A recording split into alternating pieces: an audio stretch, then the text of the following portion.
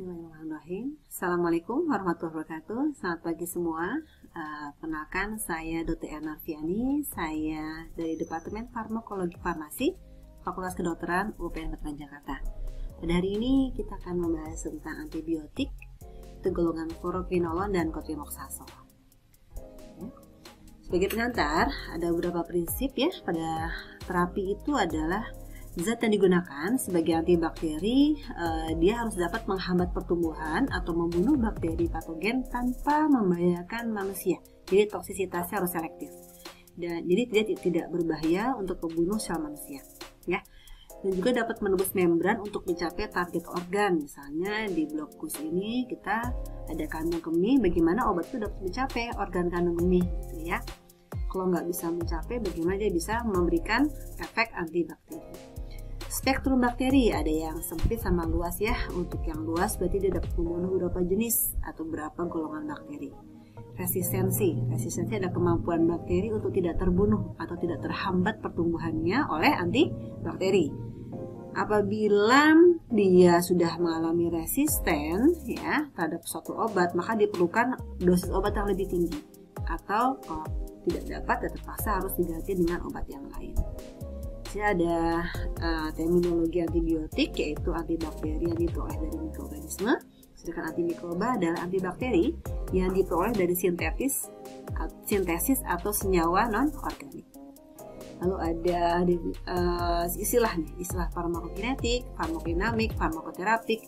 Di sini farmakokinetik adalah kinetik sirkulat, jadi bagaimana obat itu bersirkulasi dalam tubuh kita.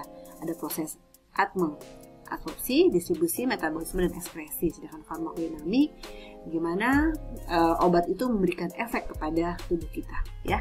Untuk farmakoterapeutik di sini lebih ke bagaimana obat itu dapat memberikan manfaat. Jadi bagaimana benefit atau tujuan obat itu diberikan, ya. Kita ingatkan sedikit tentang klasifikasi antibakteri.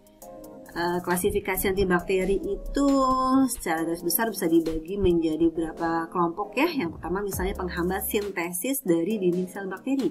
Jadi ada golongan beta-laktam, misalnya penisilin, amoxicillin, cefalosporin, misalnya cefadroxil, polipeptida, misalnya vancomycin. Lalu ada golongan penghambat sintesis protein, misalnya golongan aminoglikosida, golongan kloramfenikol, golongan tetrasiklin, eritromycin, dan klinomycin. Sedangkan golongan lain adalah antagonis asam folat. Ini adalah obat yang akan kita bahas nih, tentang sulfonamid, sulfometoxazole, dan golongan quinolone atau fluoroquinolone, ya. Ada contohnya ciprofloxacin. Kita masuk ke antibiotik golongan fluoroquinolone, ya. Sebagai pendahuluan, quinolone itu tahun 1963 ya dikenalkan sebagai asam nalidiksat. Jadi generasi pertama dari quinolone, di mana antibiotik ini spektrumnya sempit dan merupakan hasil sintesa dari obat anti malaria kloroquine. Antibiotik ini tidak dapat digunakan pada saluran kemih, ya, pada bakteri gram negatif, sulit digunakan secara sistemik karena kadar dalam darahnya terlalu rendah.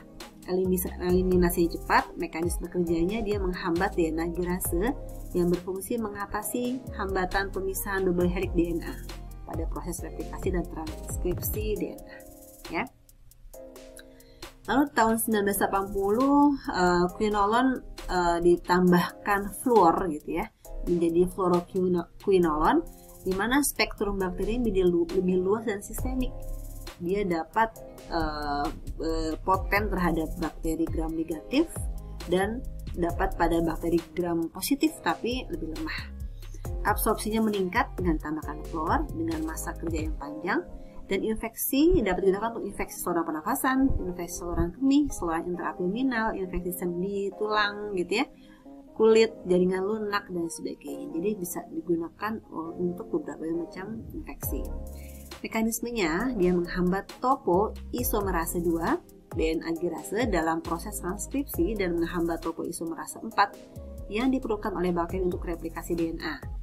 Jadi dia itu obat dapat membentuk ikatan kompleks sehingga dia bisa berfungsi sebagai bakteriside, ya. Lalu bermunculanlah generasi-generasi baru dari fluoroquinolone ini. Dia perlahan-lahan dapat digunakan untuk antibakteri gram positif. Nah, mekanismenya masih sama kerjanya di toko isoter.